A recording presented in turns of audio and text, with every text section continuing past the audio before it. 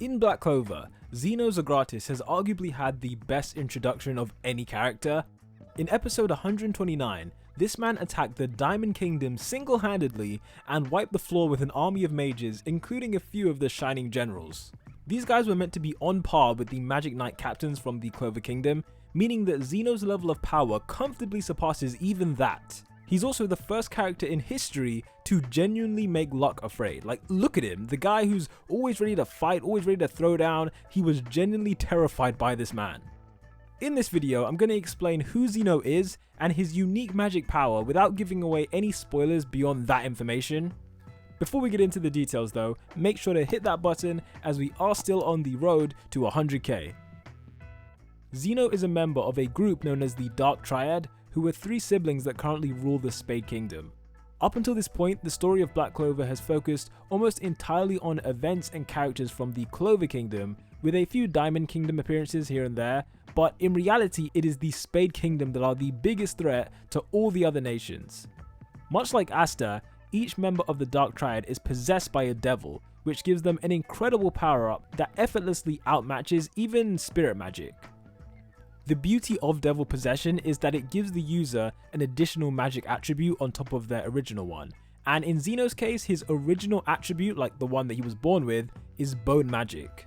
We can see this on his grimoire's design. There are like bones in the middle of it and then axes on either side, and this alludes to the fact that he can create weapons out of his bones, which we see him do in the manga to cut through something that we've never seen it been cut through before, and it should never have been cut through, but Zeno was able to do it.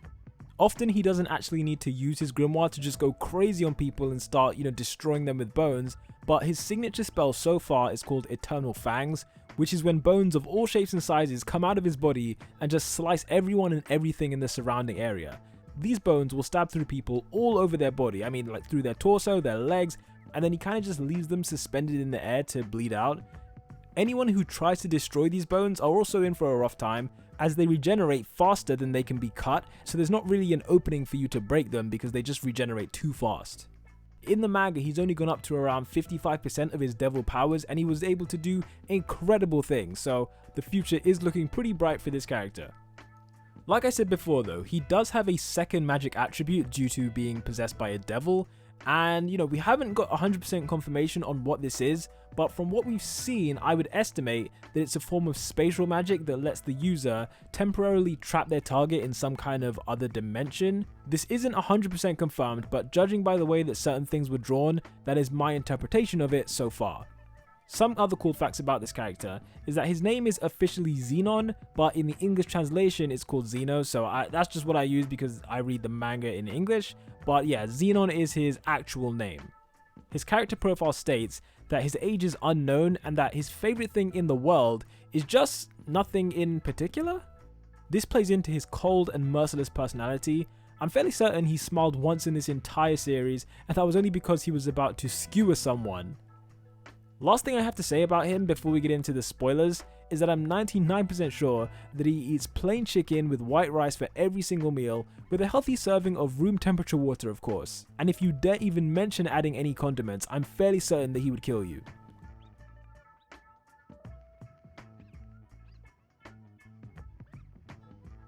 Where do I even begin? Zeno is so amazing. He single-handedly took down William Vengeance with ease.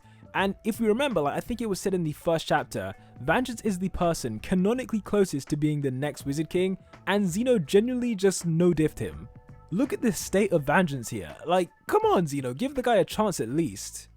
The way he's still so bored and uninterested, even when he's picking off different members of the best Magic Knight squad in the Clover Kingdom, it's just one of the many reasons why he's just so awesome as a villain. Also, on top of all of that, the fact that he was able to confidently storm into the Golden Dawn, knowing that he would beat down literally anyone who stood in his way, that is a level of confidence that I aspire to reach.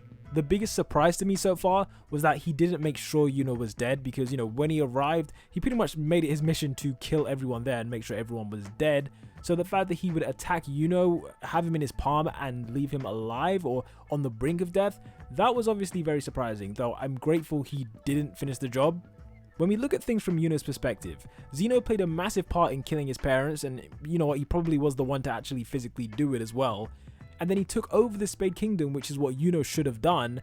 And then not only that, but he then goes to the Clover Kingdom and kidnaps Yuno's squad captain, murders half of Yuno's, friends and colleagues. I mean, guys, this is like 4-0 to Zeno right now.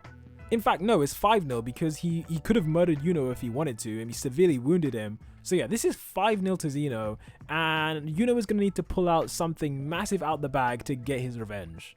That's just my opinion though. I know a few people in the fandom think that maybe Yuno should return back to Spade Kingdom and take up his rightful place as king, but if he did that, it would break his vow to Asta, and that's just not something I think Tabata would do, especially, this vow which has been repeated so many times throughout the series. To deviate from something that was set up from the very first chapter, I think that would be a really weird move. But we'll see. I doubt Yuno will go to the Spade Kingdom, even though they clearly would rather prefer he comes back. Let me know your thoughts down below, as well as how you think the Dark Triad can realistically be defeated. Peace out.